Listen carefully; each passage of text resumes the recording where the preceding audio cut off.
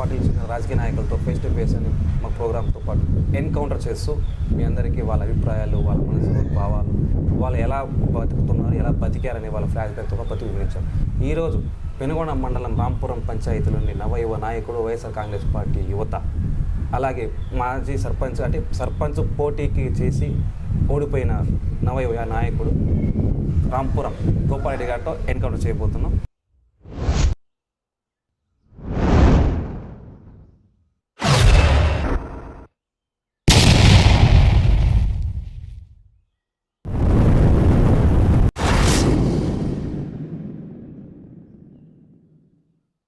అన్న నమస్కారం అన్న. నమస్తే, వెల్కమ్ టు స్టార్ జే మనం న్యూస్.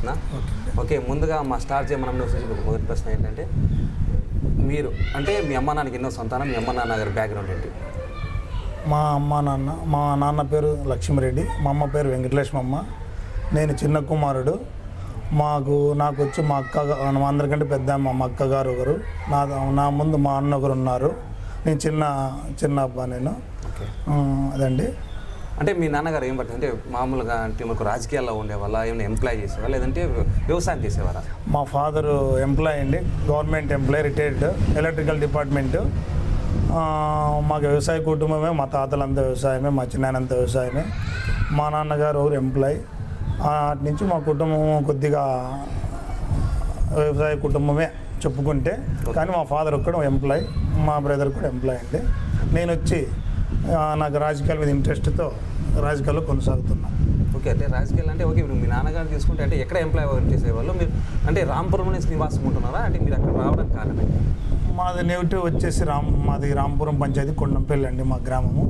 మా ఫాదర్ గారు ఎలక్ట్రికల్ డిపార్ట్మెంట్ కాబట్టి ట్రాన్స్ఫర్ పరంగా కొన్ని ఏరియాల్లో పెనగొండ, హిందూపూర్ ఇట్లా చుట్టుపక్కల పనులు వర్క్ చేస్తున్నాడు. ప్రజెంట్ మేము ఉండే ముందు నుంచి అంతా సొంత గ్రామం కొండంపల్లి గ్రామంలోనే ఉన్నాము. మా నెగిటివ్ మొత్తం అంతా మా ప్రాపర్ అంతా కొండంపల్లి రాంపురం పంచాయతీనండి.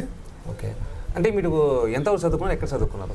నేను వచ్చేసి 1 నుంచి 5 వరకు మా స్వగ్రామం కొండంపల్లి, మళ్ళీ 6 నుంచి 10th వరకు కొత్త చెరువు మండల్ బండ్లపల్లి, మా ఊరు పక్కన 5 కిలోమీటర్లు. ఓకే, మళ్ళీ ఇంటర్ అంతా పెనుగొండ, డిగ్రీ అంతా పెనుగొండే, మొత్తం అంతా పెనుగొండ మండలే అండి. అంటే డిగ్రీలో ఏ గ్రూప్ తీసుకున్నారు? నేను డిగ్రీలు వచ్చేసి బీకామ్ అండి. BCom computer, BCom commerce. Okay, అయితే బీకామ్ కంప్యూటర్ చేసేవాళ్ళు అంటే మామూలుగా ఒక ఉద్యోగం లక్ష్యం చేసుకోవడం, ఉద్యోగాలు సంపాదించడం, ప్రైవేట్ లేదా గవర్నమెంట్ చేసుకుంటూ, బట్ మీరు అనూహ్యంగా అంత రివర్స్గా రాజకీయాల్లోకి వచ్చారు. రాజకీయాలు రావడానికి కారణం ఏంటి? అంటే మీరు ఎప్పుడు రాజకీయ రంగటం చేశారు? నాకు 2005-2006 డిగ్రీ అయిపోయిందండి. అయిపోయిన తక్షణంలో నాకు మళ్ళీ నేను పై చదువులకు ఏం వెళ్ళలేదు. ఆడి వరకు ఊర్లోనే ఉండి అట్లా అగ్రికల్చర్ చూసుకుంటా అంటే, కానీ నాకు ఎక్కువ డిగ్రీ ఉన్నట్లే రాజశేఖర రెడ్డి గారు అంటే అతను చూస్తూ ఒక ఇన్స్పిరేషన్ రాజశేఖర రెడ్డి గారు. ఆయన చేస్తున్న పాదయాత్రలు, ఆయన చేస్తున్న మీటింగ్లు అన్నీ చూస్తూ ఆయనకు అభిమానిగా మారాము. అప్పటి నుంచి కాంగ్రెస్ పార్టీ అంటే మాకు ఒక ఇష్టంతో, అభిమానంతో కాంగ్రెస్ పార్టీ మీద ముందు నుంచి అదొక అభిప్రాయం మాకు. ఆయన ఇన్స్పిరేషన్ తీసుకొని నేను 2006-2007 మధ్యలో నేను సర్పంచ్గా మా పంచాయతీ నుంచి పోటీ చేశానండి. అంటే అప్పుడు తెలుగుదేశం పార్టీని ఎక్కువ ఉండేది, అయితే రాష్ట్ర వ్యాప్తంగా కాంగ్రెస్ పార్టీ అధికారంలో ఉన్నా కూడా పెనుగొండ నియోజకవర్గంలో తెలుగుదేశం పార్టీని అధికారంలో ఉండేది, ఎమ్మెల్యే అభ్యర్థికి ఉండేది. అలాంటి పరిస్థితుల్లో మీరు మీ పంచాయతీకి కాంగ్రెస్ పార్టీలో ఏకైక సర్పంచ్ అభ్యర్థిగా అంటే ఎలా ధైర్యం ఎలా వచ్చింది మీకు? ఏమంటే మాకు ప్రజెంట్ కాంగ్రెస్ అనేది మాకు ఒక అభిమానము. కానీ మా పెనుగొండ కాన్స్టిట్యున్సీలో అప్పుడు కాంగ్రెస్ అంటే టీడీపీ అనేది ఒక కంచుకోట గతంలో. అవును, అప్పట్లో కాంగ్రెస్ అనేది ఉన్నది, స్టేట్ వైడ్ అంతా కాంగ్రెస్ ఉంది. కానీ ఈ మండలంలో వచ్చేసి కాంగ్రెస్ అనేది కొద్దిగా నిలబడేకే భయపడే వాళ్ళ అటువంటి పరిస్థితుల్లో మా పంచాయతీలో రాంపురంలో అప్పట్లో టీడీపీకే ఎక్కువ పట్టుండేది. వాళ్ళే ఆ లీడర్సే పోటీ పడుతున్నారు టీడీపీకే. కాంగ్రెస్ పార్టీకి ఇష్టంగా అభిమానంగా వచ్చే లీడర్స్ లేకపోయారు అంటే ఆ పంచాయతీలో. కానీ నేను ఫస్ట్ టైం కాంగ్రెస్ పార్టీ తరఫున సర్పంచ్గా నామినేషన్ వేసి కాంగ్రెస్ పార్టీ నేనున్నాను ఈ పంచాయతీలు అని చెప్పి కాంగ్రెస్ పార్టీ తరఫున పోటీ చేశాను సర్పంచ్గా. తక్కువ ఓట్లతో నేను ఓటింపు పాలయ్యాను. కానీ నన్ను కాంగ్రెస్ పార్టీ ఎక్కడ కూడా ఇది కాకుండా, నన్ను ఒక డిసప్పాయింట్ కాకుండా నన్ను వ్యక్తిగతంగా అభిమానించి నన్ను నా ఎదుగుదలకు కాంగ్రెస్ పార్టీ కూడా సహకారం ఇచ్చింది. పంచాయతీలో నా వరకు గుర్తింపిస్తూ పంచాయతీని డెవలప్మెంట్ చేశాం. ఇక్కడ తెలుగుదేశం ఉన్నా కూడా కాంగ్రెస్ గవర్నమెంట్లో మా పంచాయతీని అన్ని రకాలుగా అభివృద్ధి చేశాను. ఒక రోడ్లు అయితేనేమి, డ్రైనేజ్ అయితేమి, దేవాలయాలు అయితేమి, హై స్కూల్స్ అయితేనేమి, మా పంచాయతీకి అప్పట్లో హై స్కూల్కి మాకు కాంగ్రెస్ గవర్నమెంట్లోనే పర్మిషన్ కూడా వచ్చింది. ఆ స్కూల్ కూడా అభివృద్ధి బాగా చేశాము. ఇలా డ్రైనేజ్ సమస్యలు కానీ, రోడ్ల సమస్యలు కానీ ఏ విధంగా అయినా కూడా మాకు కాంగ్రెస్ పార్టీలో బాగానే సంస్థానం కల్పించారు. రఘువీరెడ్డి గారు కానీ, అప్పుడు తోపుదుర్తి కవితమ్మ కూడా మాకు ఎంతో సహకారం అందించారు. కేటీ శ్రీధర్ ఇన్ఛార్జిగా ఉన్నాడు. కానీ వీళ్ళందరి అద్దరంలో బాగానే పంచాయతీని డెవలప్ చేశాను నా వరకు. ఓకే, అయితే మొట్టమొదటి కాంగ్రెస్ పార్టీ అభ్యర్థి మీరే మీ పంచాయతీలో సర్పంచ్ అభ్యర్థి నిలబడ్డారు. అయితే తెలుగుదేశం పార్టీ బలంగా ఉండేది. అటువంటి పరిస్థితుల్లో తెలుగుదేశం పార్టీకి కంచుకోవడం పెనుగొండ నియోజకవర్గంలో మీ పంచాయతీలో మీరు కాంగ్రెస్ పార్టీ తరఫున వేసినందుకు మీ పైన ఎటువంటి ఒత్తిళ్ళు కానీ వార్నింగ్లు కానీ రాలేదా? రీసెంట్ అప్పట్లో కాంగ్రెస్ పార్టీ తరఫున నిలబడినప్పుడు కొంతమంది లీడర్స్ ఫోన్లు చేసి నువ్వు కాంగ్రెస్ పార్టీ తరఫున నిలబడుతున్నావు, ఈ పార్టీ రాదు, ఈ పంచాయతీలో రాదు, ఎందుకు నువ్వు దీన్ని ఇచ్చేస్తున్నావు, కాబట్టి నువ్వు దీంట్లో నుంచి వచ్చేసాయి, బయట కాంగ్రెస్ పార్టీ జెండా కట్టేవాళ్ళు లేరు, నువ్వు ఎందుకు కడుతున్నావు ఈడ అని నాకు ఫోన్లు కూడా వచ్చినాయి. మమ్మల్ని ఎదబడి అంటే కొద్దిగా ఫోన్లో ఒత్తిడి చేసినారు. మండల లీడర్లు కానీ చుట్టుపక్కల లీడర్లు కూడా చేసినారు. నేను ఒకటే మాట చెప్పిన, నాకు కాంగ్రెస్ అభిమానము, మేము కాంగ్రెస్ పార్టీలో ఉన్నాం, నేను నా వరకు నాకు అభిమానము, కాబట్టి ఎన్ని కష్ట నష్టాలైనా పార్టీకి మేము జెండా కడతాం, నాకు ఎన్ని ఓట్లను రాని పోటీ అనేది చేస్తాం, పార్టీ తరఫున నేను పోటీలో ఉంటా అని ధైర్యంగా నిలబడినాం. కానీ తక్కువ ఓట్లతో అప్పట్లోనే నేను ఫైట్ చేశాను. తక్కువ ఓట్లతో స్వల్ప ఓటమి పాలయ్యాను. వాళ్ళు గెలిచారు. అయితే ఇప్పుడు మీరు అభ్యర్థిగా కాంగ్రెస్ పార్టీ అభ్యర్థిగా నిలిచారు కదా, అయితే మీరు సింగిల్గా ఉన్నారు. అప్పుడు మీకు సహకరించిన వాళ్ళు ఎంతమంది ఉన్నారు? ఏమైనా సహకరించారా? సహకారం ఉండిందా లేదా? సహకారం అయితే మండల లెవెల్ నుంచి కూడా తక్కువ అప్పట్లో, కానీ పంచాయతీలో నన్ను అభిమానించే వాళ్ళు లోకల్గా నాకు కొద్దిగా బాగా సపోర్ట్ చేశారు. వ్యక్తిగతంగా నా మంచితనంగా, మా కుటుంబ నేపథ్యంగా నాకు అందరూ కొద్దిగా సపోర్ట్ చేసి ధైర్యం ఇచ్చారు. నేను ఏ విధంగా కూడా అధైర్యపడకుండా పార్టీకి అండదండలుగా కాంగ్రెస్ పార్టీకి సపోర్ట్ చేస్తూనే ముందుకు సాగాను.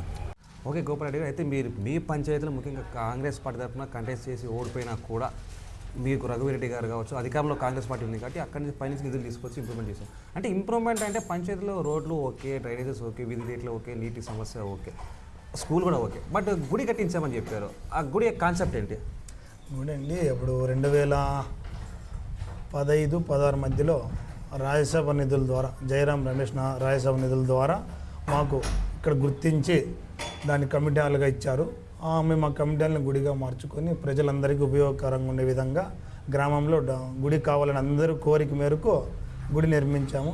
ఏ గుడి నిర్మించారు? గ్రామంలో మెయిన్ రోడ్డు పక్కనే పెద్దమ్మ దేవాలయం అని, అది స్థిరస్థాయిగా ఇప్పుడు కట్టి దాదాపు 10-15 ఏళ్ళు అవుతుంది, స్థిరస్థాయిగా నిలిచిపోయింది ఆ పేరు అనేది. అట్లా అటువంటి మంచి పనులు కాంగ్రెస్ గవర్నమెంట్లో బాగా చేశామండి మేము. ఓకే, అంటే అప్పటి నుంచి మీరు కాంగ్రెస్ పార్టీలో కొనసాగుతూనే ఉన్నారు. అయితే 2013లో మనకు మీరు అయితే అభిమానించారో కాంగ్రెస్ పార్టీ, అదే కాంగ్రెస్ పార్టీ ఆంధ్రప్రదేశ్ 2 ముక్కలుగా విడదీసింది. తెలంగాణ వైపు తీసింది, ఆంధ్రప్రదేశ్ వైపు వేసింది, ఆస్తులన్నీ తెలంగాణకి ఇచ్చింది, ఆ అప్పులు మాత్రమే ఆంధ్రప్రదేశ్కి ఇచ్చేసింది, కట్టుబట్టలతో బయట నొక్కేసింది. దీని మీ అభిప్రాయం? కరెక్ట్ అండి, దాని వరకు అయితే ఏకీవిస్తాము. అందువల్ల కాంగ్రెస్ పార్టీ అనేది మనకు రాష్ట్రాన్ని విడదీయడం వల్ల, అదే కాకుండా కొద్దిగా డిజపాయింట్ అయినాము. ఆ ఉండే పరిస్థితుల్లో దాంట్లో మిడలేకపోయాము. అప్పుడు మనసు ఒప్పుకోలేదు కాబట్టి అప్పుడు ఉండే పరిస్థితుల్లో 2016-17 మధ్యలో మేము వైఎస్ఆర్ కాంగ్రెస్ పార్టీలోకి వచ్చి రాజశేఖర రెడ్డి గారి కొడుకుగా జగన్మోహన్ రెడ్డి గారిని మేము అభిమానిస్తూ ఆయన అడుగుజాడల్లో నడచాలని కోరుకొని మేము కాంగ్రెస్ పార్టీకి రాజీనామా చేసి 2017లో రాజశేఖర రెడ్డి గారి తనయుడు జగన్మోహన్ రెడ్డి గారిని ఆధ్వర్యంలో వాళ్ళు వైఎస్ఆర్ పార్టీలో మేము జాయిన్ అయ్యామండి. ఓకే, అయితే 2017లో మీరు వైఎస్ఆర్సీపీ వ్యాలీకి జాయిన్ అయ్యారు. అయితే అప్పట్లో పెనుగొండ నియోజకవర్గానికి శంకరనారాయణ ఎమ్మెల్యే అభ్యర్థిగా ఉన్నారు. ఆయన కూడా ఇక్కడ ఓడిపోయాడు. అటు రాష్ట్రంలో కూడా చాలామంది వైఎస్ఆర్సీపీ పార్టీ ఓడిపోయింది. 2017 నుంచి 19 వరకు ఈ 2 సంవత్సరాల్లో ఎలా జరిగింది ప్రయాణం శంకరనారాయణ గారితో? మేము జగన్మోహన్ రెడ్డి గారు నిర్ణయించిన అభ్యర్థి శంకరనారాయణ గారికి బలపరుస్తూ అప్పట్లో భారీగా ప్రతి పల్లెల్లోనూ ప్రతి మండలంలోనూ తిరుగుతూ ఆయన మా గెలుపు కోసం కష్టపడినాము.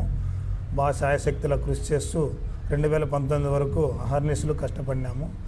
ఆ పీరియడ్లోనే 2019లో వైఎస్ఆర్ కాంగ్రెస్ పార్టీ అధికారంలోకి వచ్చింది. ఇక్కడ శంకరనారాయణ కూడా 16,000 మెజార్టీతో విజయం సాధించాడు. ఆయన గెలుపు కోసం మేము కూడా చాలా కష్టపడినాము. మా పంచాయతీ తరఫున చాలా ఫైట్ చేశాము. అటు మండల లెవెల్లో కూడా చాలా పోరాటం చేసినాం. ఓకే, అయితే పోరాటం చేశారు, కష్టపడారు, శంకరనారాయణ గెలిపించుకున్నారు, అటు జగన్మోహన్ రెడ్డి గారిని గెలిపించుకున్నారు. అయితే 2019 నుంచి వైఎస్ఆర్ కాంగ్రెస్ పార్టీ అధికారంలోకి వచ్చినప్పటి నుంచి చాలామంది నాయకులు పక్కన పెడితే మీ గురించి తీసుకుంటే మీరు చాలా న్యూట్రల్ అయిపోయారు. కారణం ఏంటి? ప్రజెంట్ అప్పట్లో కష్టపడ్డాం 19 నుంచి ప్రజెంట్ ఇప్పటి వరకు అధికారంలోకి వచ్చిన తర్వాత కొద్దిగా అంటే వ్యక్తిగతంగా కానీ కొద్దిగా ప్లేస్ అనేది మాకు సరైన గుర్తింపు ఇవ్వలే. అంటే అప్పుడున్న ప్రాధాన్యత అధికారం వచ్చిన మాకు గుర్తించే ఏ సంఖ్యగా మమ్మల్ని గుర్తించలే.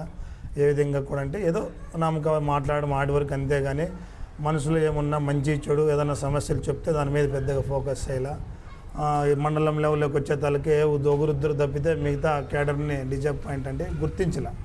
మండలానికి ఉద్దరం తప్పితే ఎంకరేజ్మెంట్ మిగతా లీడర్స్ పంచాయతీ వైజ్ ఎవరిని కూడా ప్రాధాన్యత ఇవ్వలేదు. ఓకే, అయితే మనకు 2019లోనే శంకరనారాయణ గెలిచిన తర్వాత మళ్ళీ కరోనా కూడా వచ్చింది. రాష్ట్రంలో వైఎస్ఆర్సీపీకి వచ్చింది. మీరు ఆనందంలో ఉండగానే సంబరాలు చెప్పుకున్నప్పుడు సడన్గా ప్రపంచవ్యాప్తంగా కరోనా మహమ్మారి వచ్చింది. 2020, 2021 ఈ లక్షలాది మంది చనిపోయారు ప్రపంచవ్యాప్తంగా. ప్రతి చోట లాక్డౌన్ పెట్టేశారు. ఆ పీరియడ్లో మీరు మీ పంచాయతీ, మీ గ్రామాన్ని ఎలా చూసుకున్నారు? కరోనా టైంలో సాధ్యమైనంత వరకు మేము కూడా మా పంచాయతీలో ప్రజలకు చేతనైనంత వరకు సరుకులు కానీ కాయగూరలు కానీ వ్యక్తిగతంగా పార్టీ తరఫున మేము సాయం చేసినాము. విలేజ్లో 4-5 విలేజ్ల్లో కూడా ఇంటింటికి కాయగూరలు మేము సప్లై చేసినాము, సరుకులు కొన్ని సప్లై చేసినాము. అంతేకాకుండా అధికార పార్టీ అయిన మా వైఎస్ఆర్ పార్టీ కూడా ప్రజలకు ఎంతో సేవ చేసి ప్రతి కుటుంబానికి కూడా వాళ్ళకి కావాల్సినటువంటి సౌకర్యాలు సమకూర్చింది వాలంటీర్ల ద్వారా. ఓకే, అంటే చాలామంది వచ్చేసి ఇప్పుడు ఈ కాలంలో ₹1 ఖర్చు పెట్టాలన్నా కానీ ఎవరు త్వరగా ఖర్చు పెట్టరు, మనకైనా వచ్చి తీసుకున్నారు. కానీ మీ గురించి అంటే చాలామందికి మీరు ఏమన్నా కానీ ఆపన్న హస్తం అందిస్తారు, ఏదైనా సాయం మీరు చేస్తారు. అంటే మీ సేవా గుణం మీకు అలా అలవడటానికి కారణం ఏంటి?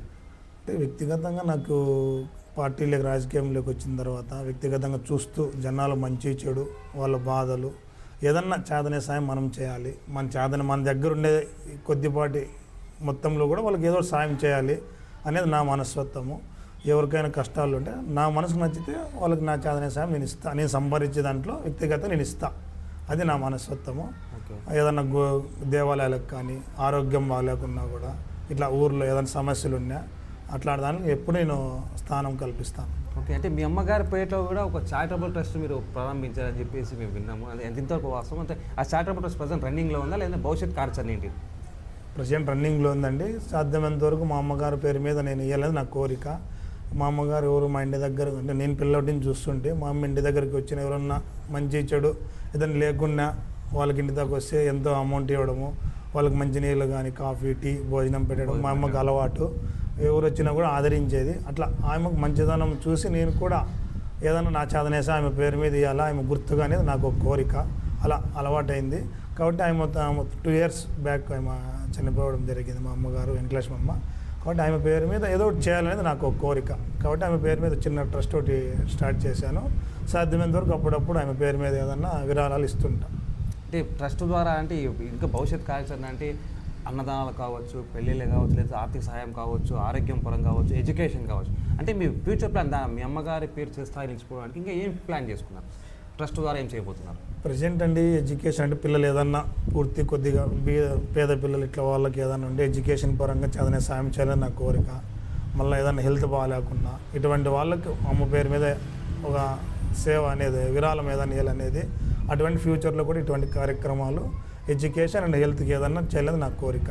ఓకే, అయితే ఇప్పుడు మీరు వైఎస్ఆర్ కాంగ్రెస్ పార్టీలో ప్రజెంట్ కొనసాగుతున్నారు. అయితే ఇప్పుడు మనకు రాజకీయాలు తీసుకుంటే గతంలో ఉన్న రాజకీయాలు వేరే ఉన్నాయి, ఇప్పుడున్న రాజకీయాలు ఉన్నాయి. భవిష్యత్తు ఎలా ఉంటాయో తెలియదు. అయితే ఇప్పుడు మనకు కేవలం ఇంకా 4 రోజులు మాత్రమే ఉంది. 2024 ఎలక్షన్ రాబోతుంది. వై నాట్ 175 నినాదం జగన్మోహన్ రెడ్డి గారు ముందుకు వస్తారు. సైకో పోవాలి, సైకిల్ రావాలని చంద్రబాబు నాయుడు గారు జనసేన బీతో పొత్తు పెట్టుకున్నారు. ఎలా ఉండబోతోంది?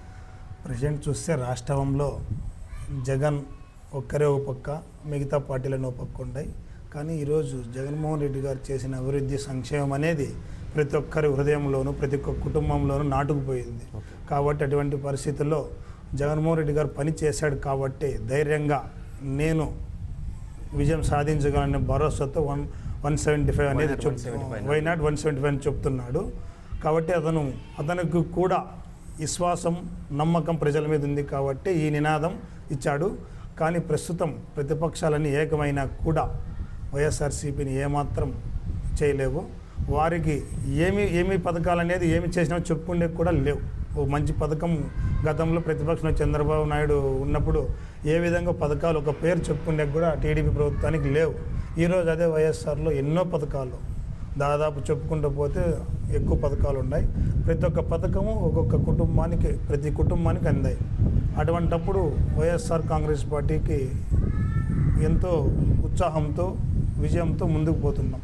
అంటే కేవలం సంక్షేమ పథకాలు ఒకటే ఇస్తే మనకు అభివృద్ధి జరిగినట్టేనా?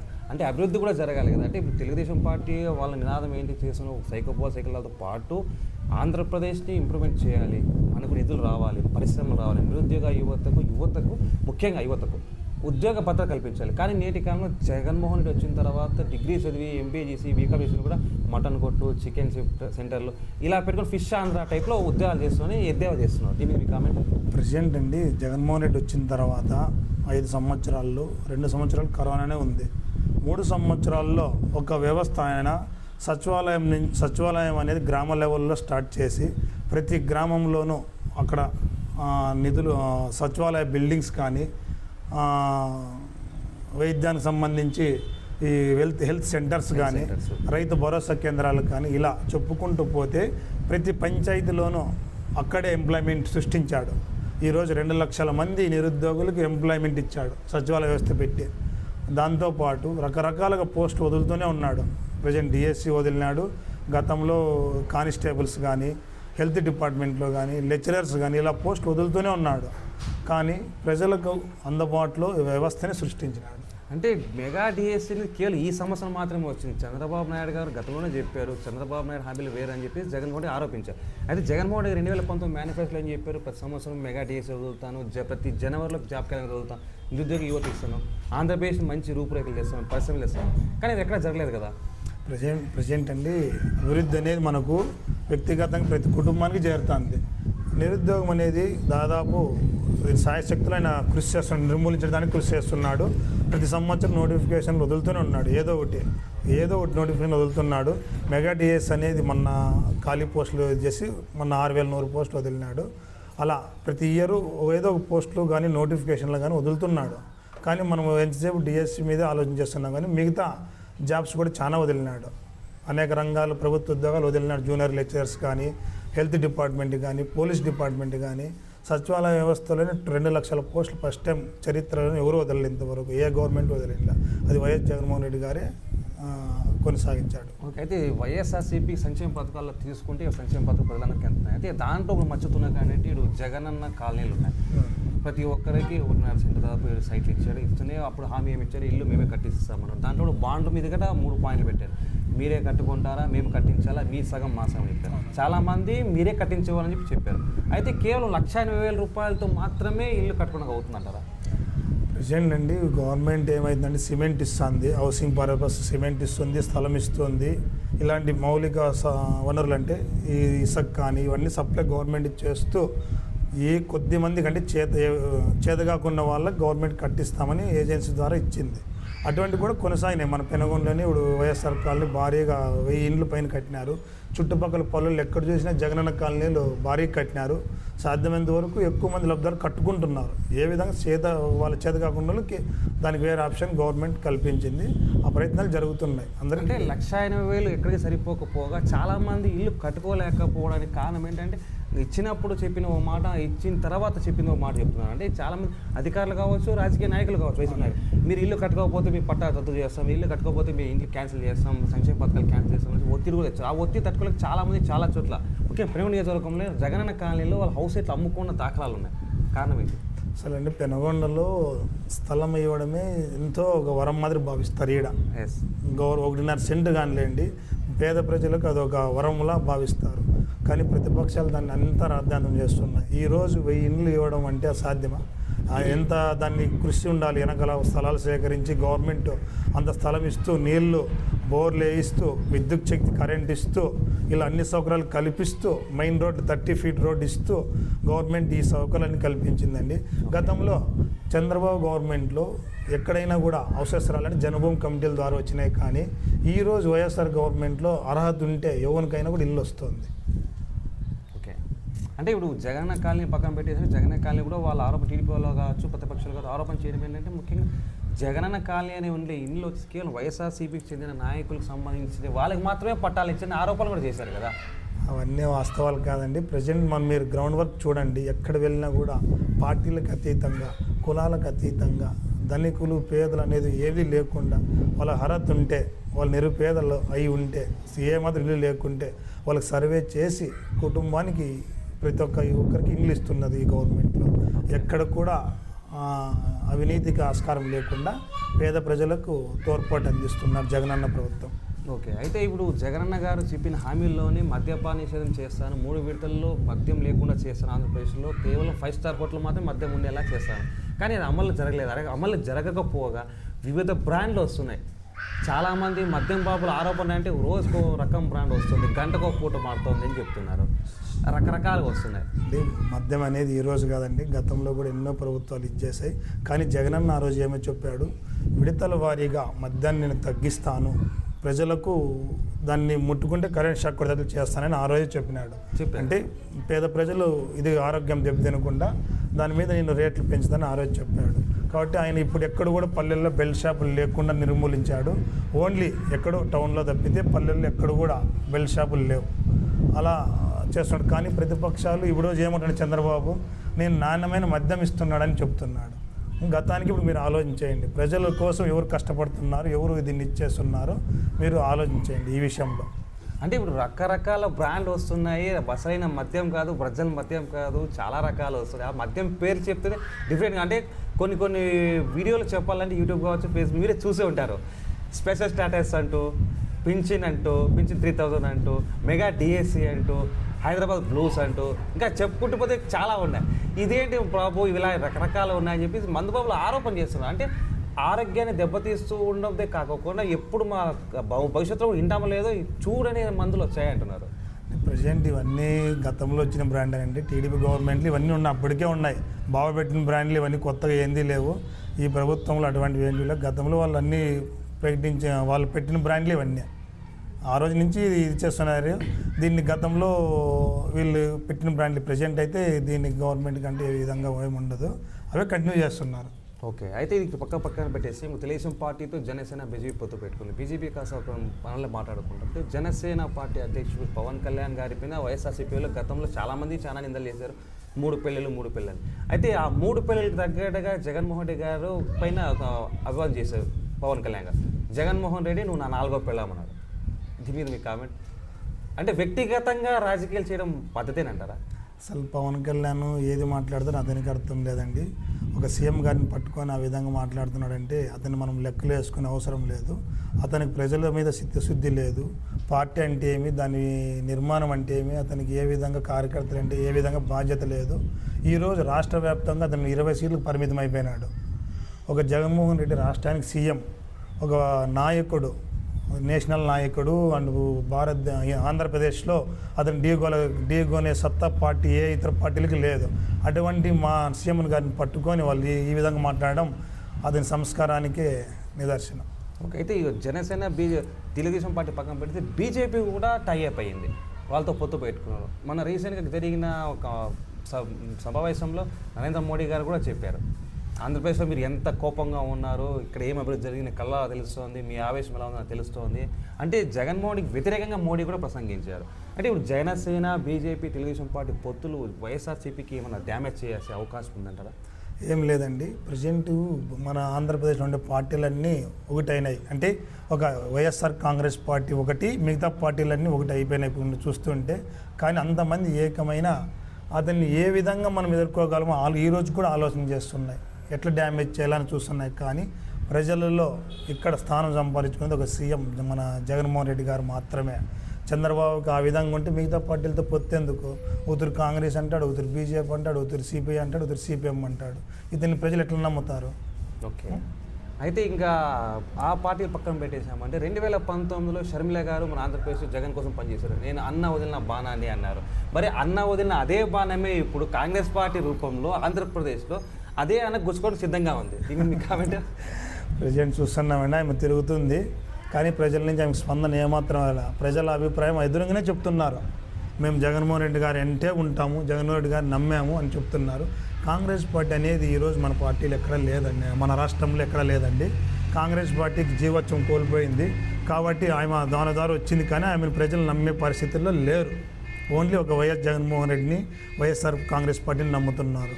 అంటే కాంగ్రెస్ పార్టీ తరఫున మీరు గతంలో పనిచేశారు, ఆ సిద్ధాంతాలు నచ్చాయన్నారు. అయితే ఇప్పుడు ఆ సిద్ధాంతాలు లేవు అంటున్నారు. అయితే జగన్మోహన్ రెడ్డి గారి సొంత సోదరి రాజశేఖర్ గారి కుమార్తె అయిన షర్మిల గారు ఆంధ్రప్రదేశ్ పట్టుకు రావడానికి కారణం ఏంటి?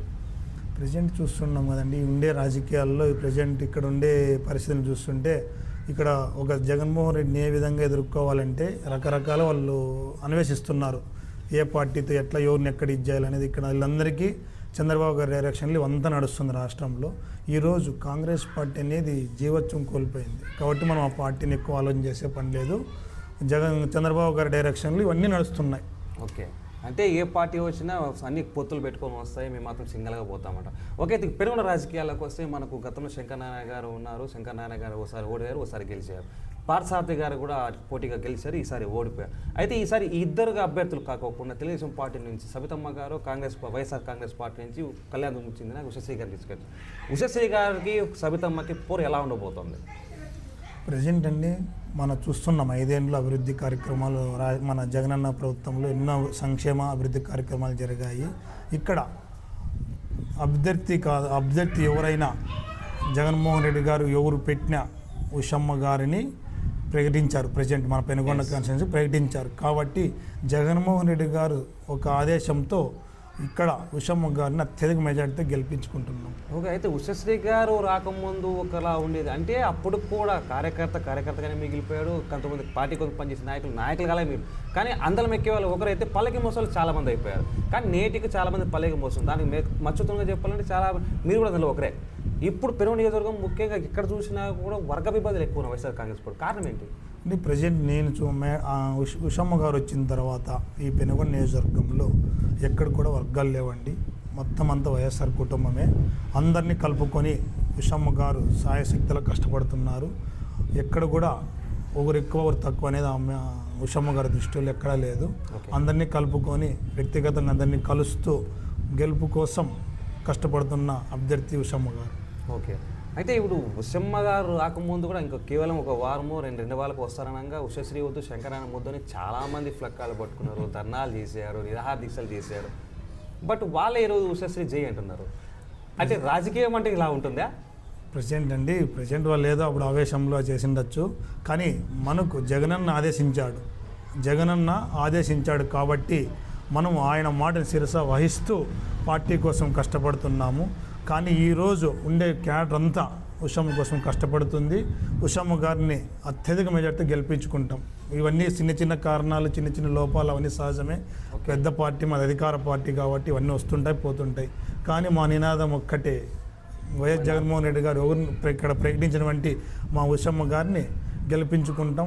భవిష్యత్తులో మేడం గారిని అసెంబ్లీ అడుగు పెట్టినిస్తాం. ఓకే, అయితే ఇప్పుడు తెలుగుదేశం పార్టీ తరఫున ఉన్న వాళ్ళు తెలుగుదేశం, బీజేపీ, జనసేన పొత్తు పార్టీ వాళ్ళు సబితమ్మ గారు ఆరోపించింది ఒకటి, తెలుగుదేశం పార్టీ క్యాడర్ని ఆరోపిస్తుంది ఒకటి. Sabithamma local, Ushasri non local, ఈ నినాదం ఎక్కువ వినిపిస్తుంది. పైగా ఉషశ్రీ గారు మంత్రి గారు ఉన్న కళ్యాణదుర్గంలో ఎటువంటి అభివృద్ధి జరగలేదు. కావాలంటే కళ్యాణదుర్గం వెళ్ళి అక్కడ ప్రజలను అడగండి, కుంపాలుగా చాలా హిస్టరీ చెప్తారు ఉషశ్రీ గారి గురించి అంటారు. కారణం ఏంటి? ప్రస్తుతం చూస్తుంటే ఈ రాజకీయాల్లో బురద జల్లేది ఎక్కువైపోయింది. ఉషమ్మ మేడం గారికి, మా ఎమ్మెల్యే అభ్యర్థికి రాష్ట్రమంతా మంత్రివర్యులు. లోకల్ నాన్ లోకల్ అనేది అవుట్ ఆఫ్ క్వశ్చన్. ఆమె ప్రతి ఊరు ఆమె సొంతమే. ప్రతి ఊరిలోనే ఆమె సేవా కార్యక్రమాలు కొనసాగుతున్నాయి, సేవలు అందిస్తుంది. ఇప్పటికీ మంత్రి ఆమెకు లోకల్ అయింది, నాన్ లోకల్ అయింది. రాష్ట్ర మంత్రివర్యులు నీ బాధ ఉంటుంది, నా బాధ ఉంటుంది, ఎవరు పరిస్థితులు ఏమున్నాయి ఆమెకు అన్నీ తెలుసు. కాబట్టి దాన్ని మనము బురద వేయడం మంచిది కాదు. అభివృద్ధిని కోరుకున్నాం, వైఎస్ఆర్ ప్రభుత్వాన్ని గెలిపించుకున్నాం, అభివృద్ధి చేసుకున్నాం. ఓకే, అయితే ఇప్పుడు మీకు గతంలో శంకరనారాయణ ఉన్నప్పుడు మనకు 2022లో ఎంపీటీసీ ఎలక్షన్స్ జరిగాయి. ఆ ఎంపీటీసీ ఎలక్షన్స్లో మీరు మీ తరఫున కావచ్చు, అంటే ఎంపీటీసీ క్యాండిడేట్ మీరు అక్కడ కోల్పోయారు. కారణం ఏంటి? అంటే కొద్దిగా కర్నూలు సాగుకు 1.25 లక్ష కారణాలన్నట్టు మా పంచాయతీలు వచ్చేసి కొద్దిగా నాయకత్వ లోపము, అంటే మండల నాయకత్వ లోపము, మా పంచాయతీ మీద ఏమాత్రం దృష్టి పెట్టలే అప్పట్లో. కాబట్టి మేము సాయశక్తులా కష్టపడ్డాం. గెలిచినట్టే మేము లెక్క, విజయం మాదే. తక్కువ ఓట్లతో మేము ఓడిపోయాము. కానీ దాన్ని ఏ విధంగా కూడా ఉండే ఎమ్మెల్యే గారు దాని మీద దృష్టి పెట్టలే, చర్యలు తీసుకోవాలి. సో అది కారణం, అంటే మీరు ఓడిపోవడానికి కారణం అది. ఓకే, అయితే ఇప్పుడు మీరు కాంగ్రెస్ పార్టీలో 2007లోనే మనకు వచ్చేసి మీకు ఒక సర్పంచ్ కావాలనే కోరికతో వైఎస్ఆర్ కాంగ్రెస్ పార్టీ తరఫున పోటీ చేశారు. ఓకే, ఇప్పుడు వైఎస్ఆర్ కాంగ్రెస్ పార్టీ ఉందో అంటే మీ డ్రీమ్ ఏంటి? ఒక సర్పంచ్ కావాలనే ఆశ ఉందా, లేదంటే ఏదైనా ప్రజలు సేవ చేయడానికి అంటే ఒక పదవి సర్పంచ్ అంటే మీ డ్రీమ్ ఏంటి మెయిన్? నాకైతే ప్రజాసేవ చేయాలి, ప్రజల కోసం కష్టపడని నాకు ఎప్పుడూ ఒక ఆలోచన. కాబట్టి దాన్ని మా వైఎస్ఆర్ పార్టీ ద్వారా నెరవేర్చుకోవాలని అనుకుంటున్నాను. కాబట్టి భవిష్యత్ అనేది ఉంది, ప్రజలు మా మేడం గారు నిర్ణయిస్తారు. కాబట్టి నేనైతే ప్రజలకు సేవ చేయడానికి ఎల్లవేళ సిద్ధంగా ఉన్నాను. సర్పంచ్ అయినా కాకుండా ఎల్లవేళ ప్రజాసేవకు నా చేతనే సాయం నేను చేస్తుంటాను. పార్టీకి నాకు వ్యక్తిగతంగా ఈ సేవా కార్యక్రమాలు కొనసాగుతూనే ఉంటాయి. అయితే మనకు చివరిగా మాట్లాడేది ఏంటంటే గత కొన్ని రోజుల క్రితం పెనుగొండ మండల మా జెడ్పీటీసీగా పనిచేస్తున్న గుట్టూరి శ్రీరామ్ గారు హఠాత్తుగా చనిపోయారు గుండెపోటుతో. ఆయన మరణానంతరం చాలామంది పార్టీలకు అతీతంగా తెలుగుదేశం పార్టీ నుంచి సబితమ్మ కావచ్చు, పార్సాతి గారు కావచ్చు, వైఎస్ఆర్ కాంగ్రెస్ పార్టీ నుంచి తోపుదూరి ప్రకాష్ రెడ్డి గారు కావచ్చు, కాంగ్రెస్ పార్టీ నుంచి కేటీసీ గారు కావచ్చు, అంటే ఇలా మన లోకల్గా మన ఉషశ్రీ గారు కావచ్చు, ప్రతి ఒక్కరూ ఆయన అలాంటి వ్యక్తి అలాంటి నాయకుడు కోల్పోవడం ఎలా అంటే మీకు ఆయన గురించి ఒక 2 మాటలు చెప్పగలరా? నేను ఫస్ట్ నా ఓటు అంటే నా ఓటుకు వస్తాను. ఫస్ట్ ఓటు గుట్టూరి శ్రీరాములు గారికి కాంగ్రెస్ పార్టీకి వేసాను. మంచి వ్యక్తి, ఎక్కడ కూడా ఆవేశం అనేది ఉండదు ఆయన దగ్గర, అందరినీ కలుపుకొని పోయే వ్యక్తి, సౌమ్యుడు. ఏదైనా సమస్య ఉంటే పిలిపించి ఇమీడియట్లీ మాట్లాడే మనిషి. ఇట్లుంది గోపాల్, నాకు కూడా ఎప్పుడు ఫోన్ చేస్తుంటాడు. మాతో సన్నిహిత సంబంధాలు ఉండేవి. మేము కాంగ్రెస్ పార్టీలో ఆయనతో బాగా అటాచ్మెంట్, తిరిగినాము, కాన్స్టిట్యున్సీ వేడంతా తిరిగినాము. మా పక్కన పంచాయితీ, మాకు ఎల్లవేళలా సపోర్ట్ ఉండే వ్యక్తి, మంచి వ్యక్తి. అటువంటి వ్యక్తిని కోల్పోవడం మాకు చాలా బాధాకరం. దీని వరకు అయితే మేము చాలా బాధపడుతున్నాం ఈ విషయం.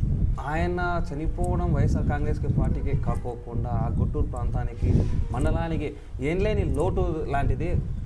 ఎలా అంటే అలాంటి నాయకులు మళ్ళీ రాగలంటారా? ప్రజెంట్ చూస్తే ఆయన నియోజకవర్గ నాయకుడు, గుంటూరు పంచాయతీలో కానీ 2 టైమ్స్ సర్పంచ్, జెడ్పీటీసీగా. అందుకంటే ముందు కాంగ్రెస్ పార్టీ ఎమ్మెల్యే 2005లో ఎమ్మెల్యే అభ్యర్థిగా నిలబడి అబ్బుట్లో ధైర్యం ఇచ్చిన వ్యక్తి, పార్టీలకు అతీతంగా అందరినీ కలుపుపోయే వ్యక్తి. అటువంటి వ్యక్తి నాకు తెలిసినంతవరకు ఈ కాన్స్టిట్యున్సీలో కూడా లేడు. అంటే అంత మంచి మనిషి ఉండడు, రాబోడు కూడా. ఓకే, అయితే కాంగ్రెస్ పార్టీకి మీకు సన్నిహితులు కావచ్చు, ఆప్యాయతలు కావచ్చు, ప్రతి ఒక్కరికి కావాల్సిన వాడు నాయకుడు. ఓకే, చివరిగా ఒకే ప్రశ్న అండి. ఇప్పుడు ఈ ఎలక్షన్ రాబోతుంది. ఈ ఎలక్షన్తో పాటు గాంధీజీ ఒక మాట చెప్పారు, భారతదేశానికి పల్లెలే పట్టుకొమ్మలు అని, పట్టణానికి కావచ్చు, దేశానికి కావచ్చు. అలాంటిది యువత ప్రాధాన్యత.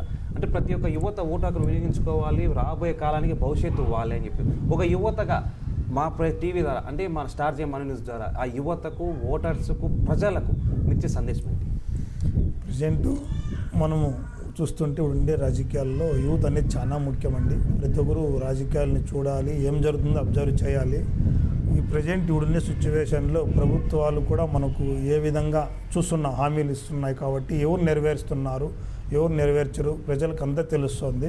కాబట్టి యువత ముఖ్యంగా మనము మంచి ప్రభుత్వాన్ని ఎన్నుకున్నాం. భవిష్యత్తులో కూడా జరగబోయే ఎలక్షన్లలో కూడా మీరందరూ ఆలోచించి, మనకు ఇప్పుడు చూస్తున్నాం 5 ఏళ్ళు ఎంతో అభివృద్ధి జరిగింది. నిధులు కానీ, ఈ పథకాలు కానీ, విద్యకు కానీ, వైద్యానికి కూడా సంక్షేమ పథకాలు ప్రతి కుటుంబానికి అందాయి. కాబట్టి ఈవిడున్న సిచ్యువేషన్లో మీరు ఆలోచన చేసి మనకు వైఎస్ఆర్ కాంగ్రెస్ పార్టీని మనం బలపరుచుకొని మళ్ళా మన రాష్ట్రాన్ని ఎంతో అభివృద్ధి చేసుకున్నాం. పిల్లలు ఆర్థికంగా ఎదగాలన్నా, రాష్ట్రంలో అధికంగా ముందుకు పోవాలన్నా, విద్య, వైద్యం కానీ ఇలా మహిళలు అభివృద్ధి చెందాలన్నా, ఇన్ని పథకాలు కొనసాగాలంటే మనము మరొక్కసారి మన జగన్మోహన్ రెడ్డి గారిని సీఎం చేసుకుంటే మన రాష్ట్రం కానీ, మన పిల్లలు కానీ అందరూ అభివృద్ధి చెందుతాం. ఓకే, చూసారు కదా మన రాంపురం సంబంధించిన గోపాల్ రెడ్డి గారు ఏం చెప్పారు. అయితే మనకు ఆయన చెప్పడం సింపుల్ ఒకటి, మానవ సేవ మాధవ సేవ. రాజకీయాలు వేరే, ఆస్తి ఉండొచ్చు లేకపోవచ్చు, కానీ మానవ సేవ మాధవ సేవ అన్నారు పెద్దలు. మనం ఉన్నంతకాలం ఎలా ఉంటామో, ఎప్పుడు పోతామో మనకు తెలియదు, కానీ మనంత తోచినంత సాయం ఎదుటి వాడికి చేయాలి. అది ఆరోగ్యం కావచ్చు, డబ్బు కావచ్చు, లేదంటే వాళ్ళకి సంబంధించిన చదువు కావచ్చు, పెళ్ళిళ్ళు కావచ్చు, చివరికి ఒక పూట అన్నం కావచ్చు. ప్రతి ఒక్కరికి మనము ఎదుటి వ్యక్తిని మనం సేవ చేసామంటే ఆ దేవుడు పరమాత్ముడు వాళ్ళని చూస్తారు, మనల్ని కాపాడతారని ఆయన కోరుకుంటున్నారు. ఓకే, అయితే యువకుడిగా భవిష్యత్తులో మంచి ఉన్నత స్థానానికి వెళ్ళాలని స్టార్ మనం న్యూస్ కోరుకుంటోంది. మీ అమూల్యమైన సలహాలు, సందేశాలతో పాటు మీ అమూల్యమైన సమయం మా స్టార్ జే మనం కేటాయించేందుకు ధన్యవాదాలు. Thank you.